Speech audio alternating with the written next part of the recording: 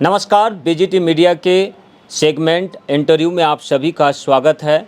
और आज हमारे साथ इस खास इंटरव्यू में चर्चा करने के लिए doctor Manisha Juneja, district malaria officer मौजूद है। इनसे हम चर्चा करेंगे और समझेंगे कि जिस तरह से वेक्टर जनित रोगों के नियंत्रण के लगातार मलेरिया विभाग काम कर रहा है, इसका कितना कुछ असर ग्रामीण क्षेत्रों में देखने मिल रहा है।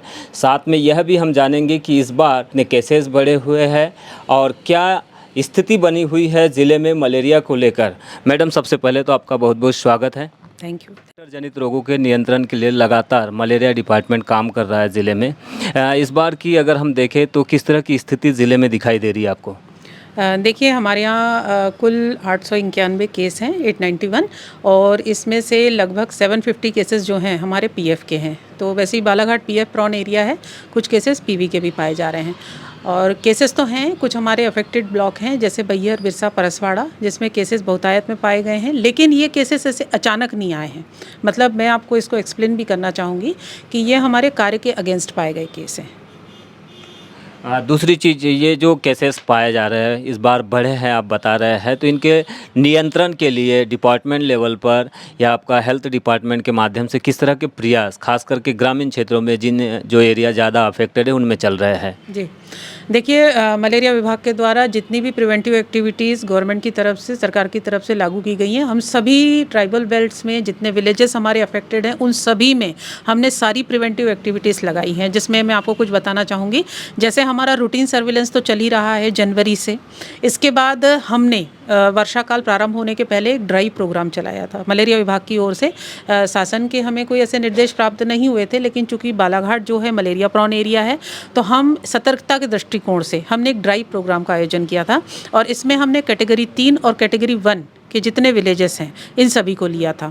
अब इसमें कैटेगरी 1 और कैटेगरी 3 के जो विलेजेस थे, यहाँ ड्राइव चलाने पर हमें कुछ केसेस प्राप्त हुए। कुछ ऐसे केसेस प्राप्त हुए जिनमें कुछ में लक्षण पाए जा रहे थे मलेरिया के, कुछ में नहीं पाए जा रहे थे। इनको हमने चिन्हित करके इन पे अपना कार्य करना शुरू किया। तो इन केसेस से हमको एक कवरअप मिला है कि ये वो विलेजेस हैं जो सर्वाधिक अफेक्टेड रहते हैं। इसमें हमने प्रॉपर सर्विलेंस प्रोग्राम चलाया जिसमें सारे के सारे स्वास्थ्य अमले ने हमें बेहतर सपोर्ट किया है और हम संतोषजनक रूप से इस पे कार्य किए हैं। इसके बाद जब हमारा जून माह प्रारंभ हुआ तो इसमें मलेरिया की अलग अलग प्रकार की एक्टिविटी की जाती है, जिसमें अलग अलग ग्रामीण क्षेत्रों में जो प्रभावित क्षेत्र हैं उनके ग्रामीण क्षेत्रों में कार्यशाला का आयोजन किया जाता है। पंचायत स्तरीय, सेक्टर स्तरीय कार्यशाला का आयोजन किया जाता है। हमारे स्तर से यहाँ पर ये मान करके चले कि मलेरिया रथ का आयोजन किया जाता है, जिसमें हमने मलेरिया रथ को एक मोबाइल वैन के रूप में उपयोग किया है कि जिसमें हमने कुछ जांच की सुविधा भी उपयोग रखी है। और जहां जहां पर ये वैन जाती है वहां पर जाकर के प्रचार प्रसार की प्रॉपर व्यवस्था करती है, साथ ही जांच की व्यवस्था की यदि कोई बुखार ग्रसित व्यक्ति मिलता है तो त्वरित उसको जांच करके उसको उपचार उपलब्ध कराया जाता है।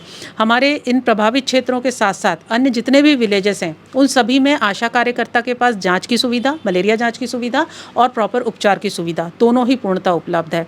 आशा को निर्देश दिए गए हैं कि रूटीन सर्विलेंस डायरेक्ट चलता रहेगा। ब्लॉकों में हमारे MIMTS उपलब्ध हैं जिनके द्वारा निरंतर एक कार्य योजना बना करके कार्य किया जा रहा है, जिसमें प्रभावित ग्रामीण क्षेत्र जो हैं लगभग हमारे 40 विलेज ऐसे थे पूर्व के वर्षों में जो सर्वाधिक प्रभावित थे। तो उनमें हमने अल्फा साइफरमेथ्रिन का स्प्रे प्रोग्राम भी करवाया। अल्फा साइफरमेथ्रिन एक वेक्टर कंट्रोल एक्टिविटी होती है जो कि ऐसे क्षेत्रों में की जाती है जहाँ पर API 1 से अधिक होता है। API मतलब सर्वाधिक केसेस जहाँ पाए जा रहे हैं, जहाँ पे केसेस की पॉजिटिविटी हमें लगातार मिल रही है। और इसके साथ एक प्रोटोकॉल होता है कि पिछले 3 वर्षों में वहाँ पे मच्छरदानी का वितरण नहीं किया गया है। तो स्प्रे के लिए हमने ऐसे ही गाँव का चिन्हित किया था जहाँ पर मच्छरदानी का वितरण नहीं हुआ है और वहाँ पे अल्फा साइफरमेथ्रिन का हमने स्प्रे करवाया था। क्या वजह मानते हैं कि तमाम प्रयासों के बावजूद पिछली बार की तुलना में इस बार केसेस में वृद्धि हुई है? जी, देखिए, केसेस में वृद्धि के 2 कारण होते हैं। पहला कारण तो ये होता है कि या तो बिल्कुल काम न किया जाए, बिल्कुल काम ना किया जाए तो एक आउटब्रेक के रूप में केस आते रहेंगे। दूसरा कारण ये होता है कि आपका स्वास्थ्य अमला आपके द्वारा बनाए गए माइक्रो प्लान से जो एक रूटीन सर्विलेंस कर रहा है और जो कुछ चिन्हित क्षेत्र आपके द्वारा करके उन्हें दिए गए हैं उन पर वो विशेष तौर पे काम कर रहा है। जैसे हमारे भी कुछ ट्राइबल बेल्ट्स ऐसे हैं, नक्सली प्रभावित क्षेत्र ऐसे हैं जहाँ हर साल पॉजिटिविटी का रेट बढ़ा हुआ मिलता है। तो इस बार हमने स्वास्थ्य अमले को निर्देशित किया था, पहले ड्राइव, दूसरा स्टेज हमारा रूटीन सर्विलेंस, तीसरा स्टेज हमारा मास सर्विलेंस कैंप। हमने 16 तारीख से लेकर के मतलब 16 जुलाई से लेकर के 31 जुलाई तक मास सर्विलेंस कैंप के प्रथम चरण का आयोजन किया। तो ये जो इतने केस आपको बढ़े हुए दिख रहे हैं ये ड्राइव और सर्विलेंस कैंप की उपलब्धि है। इसके बाद इन 2 चरणों के माध्यम से हमें वो क्षेत्र प्राप्त हो गए जहाँ पर केसेस की पॉजिटिविटी लगातार बनी रहती है।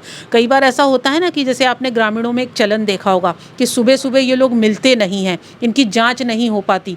इस बार हमारे स्वास्थ्य अमले ने एक प्रयास करके कुछ स्कूल वाले क्षेत्रों को, अर्ली इन द मॉर्निंग ग्रामीण क्षेत्रों को, इन सब को कवर करके ऐसे लोगों को ढूंढना शुरू किया है जो अलाक्षणिक पॉजिटिविटी को या एसिम्प्टोमेटिक पॉजिटिविटी को दर्शाते हैं, और सिम्प्टोमेटिक तो है ही हैं। दूसरा, हमने कोशिश ये की है कि किसी भी मरीज को किसी प्राइवेट संस्था में जाने से रोका जाए। हर साल होता है ये, प्राइवेट संस्था में अधिकांश लोग चले जाते हैं जहाँ जाकर के ये मलेरिया का उपचार आधा अधूरा करा लेते हैं और फिर एसिम्प्टोमेटिक बन करके बैठ जाते हैं।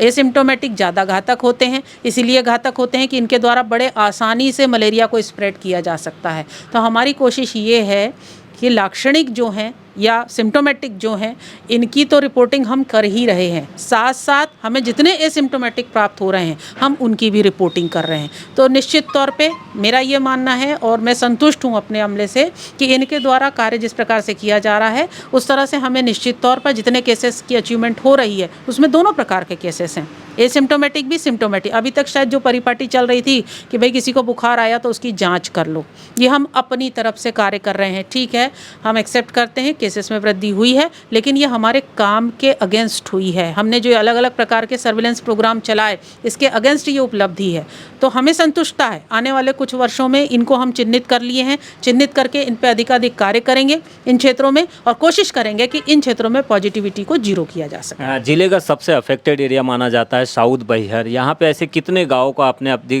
तक चिन्हांकन कराया है जिसमें इन गाँव में प्रभावी रूप से मलेरिया पर नियंत्रण पाया जा सके? देखिए, अभी तक हमने जितना किया है, मतलब जितना काम किया है, इसमें सर्वाधिक अफेक्टेड रहा है बिरसा ब्लॉक। परसवाड़ा भी है, बैहर भी है, लेकिन सर्वाधिक जो केसेस प्राप्त हुए हैं हमें बिरसा ब्लॉक से प्राप्त हुए हैं। बिरसा ब्लॉक में जैसे सोनगुड्डा क्षेत्र है, डाबरी क्षेत्र है, ये सब वो क्षेत्र हैं जहाँ पे अधिकांशतः केस आए हैं और आए भी हैं, हर साल आते हैं। हमारी कोशिश ये है कि ये हमारा मेन टारगेट है, ये क्षेत्र बैहर, बिरसा, परसवाड़ा, किरनापुर, लांजी, ये जो लामता, ये जो 6 ब्लॉक के नाम मैं आपको बता रही हूँ। यहाँ पर तो कुछ ऐसे विलेजेस में भी हमने पॉजिटिविटी को खोजा है जहाँ पे अभी तक 0 शो हो रहा था, मतलब कई वर्षों से वहाँ 0 पॉजिटिविटी आ रही थी। हमने इन्हें ढूंढा, एसिम्प्टोमेटिक केस हमें मिले हैं और उनको अब हम लेकर के आए हैं ताकि उनको सरकार के द्वारा किसी न किसी प्रकार की वेक्टर कंट्रोल एक्टिविटी का हम लाभ भी दिला सकें और भविष्य में एक्चुअली वहाँ पर पॉजिटिविटी की रेट को 0 कर सकें। पिछले समय हम देख रहे थे कि मलेरिया से कुछ मौतें भी होती हुई आई या दिखाई देती थी हमें, लेकिन अभी थम सी गई है। तो ये मौतों के आंकड़े जो है कम हुए हैं या इनको रोकने के लिए जो प्रयास चल रहे हैं, आगे कब तक आपको उम्मीद है कि ये बरकरार रहेंगे, किसी की डेथ नहीं होगी? आप देखिए, पहला उद्देश्य तो हमारे प्रोग्राम का यही है, मलेरिया तो लोगों में हो रहा है लेकिन डेथ को प्रिवेंट करना, हम डेथ को रोकना चाहते हैं। डेथ को इसलिए रोकना चाहते हैं कि मलेरिया से किसी का मर जाना दवाइयाँ उपलब्ध होने के बाद एक अच्छा संकेत नहीं होता है। मैं सभी से निवेदन करना चाहती हूँ, जितने श्रोता हैं, कि अगर आपको कहीं मलेरिया पॉजिटिव की रिपोर्ट दी जा रही है किसी प्राइवेट में, या मान लीजिए हमारी आशा कार्यकर्ता के द्वारा आप मलेरिया पॉजिटिव शो हो रहे हैं, तो मेरा एक निवेदन है कि आप प्राइवेट में उपचार ना कराएं। गवर्नमेंट की 2013 की ड्रग पॉलिसी मलेरिया के लिए लागू की हुई है और बहुत ही सरल होती है ये पॉलिसी। आपको यदि पीएफ मलेरिया हुआ है तो 3 दिन का उपचार है और यदि पीएफ मलेरिया हुआ है तो 14 दिन का उपचार है। यदि मलेरिया को शरीर से पूर्णतः ख़त्म करना है और आप ये चाहते हैं कि बार बार मलेरिया रिपीट ना हो, तो निश्चित तौर पे ये 14 दिन का और 3 दिन का डोज यदि आप ले लेंगे तो भविष्य में आप मलेरिया पॉजिटिविटी से बचे रहेंगे, दूसरे को मलेरिया देने से बच जाएंगे। जब आप किसी प्राइवेट संस्था में जाते हैं, वहाँ उनके जो भी उपचार दिए जाते हैं उनका भी आप पूरा डोज नहीं लेते हैं, आधा अधूरा डोज लेते हैं। उससे आपके बॉडी में मलेरिया का जो परजीवी है उसकी कुछ अवस्थाएँ शेष रह जाती हैं। ऐसी स्थिति में क्या हुआ, आपके शरीर में वो लक्षण तो नहीं आ रहे हैं लेकिन वो अवस्थाएं शेष रह गई, और जब कोई असंक्रमित मच्छर आपको काटेगा तो निश्चित तौर पे उसका ट्रांसमिशन उस मच्छर के या मॉस्किटो के शरीर में हो जाएगा और फिर बड़ी आसानी से जाकर के वो किसी स्वस्थ मनुष्य को वो बीमारी दे देता है। प्लाज्मोडियम फैल्सीफेरम और प्लाज्मोडियम वाइवेस का आपने दो इनका मलेरिया के जो बीमारियां है जिस वायरस के माध्यम से होता है इसका जिक्र किया है आपने। ये क्या दोनों अलग अलग है, इसमें दोनों के सिम्टम्स अलग अलग होते हैं और उपचार के लिए इन दोनों के लिए क्या अलग अलग ड्रग्स दिए जाते हैं? क्या इसके लिए बेसिक मेडिसिन की ज़रूरत पड़ती है? जी, इसमें तो सबसे पहले आपको ये बताना चाहूँगी कि आपने बोला कि वाइवेक्स अलग है और फैल्सीपेराम अलग है। बिल्कुल, ये होते सभी प्लाज्मोडियम से हैं, लेकिन प्लाज्मोडियम की दो अलग अलग स्पीशीज़ पाई जा रही हैं। एक होती है वाइवेक्स और एक होता है फैल्सीपेराम, ठीक है। इसमें यदि हम वाइवेक्स को देखेंगे तो वाइवेक्स के लिए लक्षण और फैल्सीपेराम के लक्षण दोनों में कॉमन सिम्टम होता है बुखार का, वॉमिटिंग कॉमन सिम्टम होता है। अगर किसी को फैल्सीपेरम हुआ है तो तेज़ सिर दर्द भी होगा उसको, ठीक है। इसके बाद बॉडी में कई पेन भी चालू हो जाता है। अगर सही समय पे उपचार ना मिले तो वॉमिटिंग चालू हो जाती है, भूख मर जाती है। लगभग मिलते जुलते लक्षण हैं, लेकिन मेरा ये मानना है कि इनकी मेडिसिन, दोनों की मेडिसिन में भिन्नता पाई जाती है। जैसे अभी पहले भी मैंने आपको बताया कि पीवी का जो डोज होता है 14 दिन का होता है, पीएफ का जो डोज होता है वो 3 दिन का होता है। तो यदि पीवी का डोज हम देखेंगे तो इसमें प्राइमाक्विन और क्लोरोक्विन दवाइयाँ दी जाती है। प्रथम 4 दिन तक क्लोरोक्विन के साथ प्राइमाक्विन दी जाती है और उसके बाद चौथे दिन से लेकर के बचे हुए 14वें दिन तक अकेले प्राइमाक्विन दी जाती है। इनका डोज चार्ट मैं आपको दिखाना चाहूँगी कि इनका जो डोज चार्ट है हमने अपने प्रत्येक स्वास्थ्य कार्यकर्ता को ये दिया हुआ है। ये प्रत्येक स्वास्थ्य कार्यकर्ता ने आशा से लेकर के ANM, CHO, multipurpose supervisor, block में जितने अन्य स्वास्थ्य कार्यकर्ता हैं हमारे एमआई, एमटीएस सभी के पास उपलब्ध है। इसमें एक तरफ ये पीवी का डोज चार्ट बना हुआ है जिसमें आप देख रहे हैं कि एज ग्रुप वाइज ऐसा नहीं है कि कितनी भी प्राइमाक्विन और कितनी भी क्लोरोक्विन किसी भी एज ग्रुप के व्यक्ति को दी जा सकती है। इसमें मैं निवेदन करूंगी कि इसको आप अच्छे से देखें। यदि आशा से भी निवेदन है कि आशा इसको पढ़े, नहीं समझ आ रहा है तो पढ़ने के बाद अपनी दवाइयों को मरीजों को दे।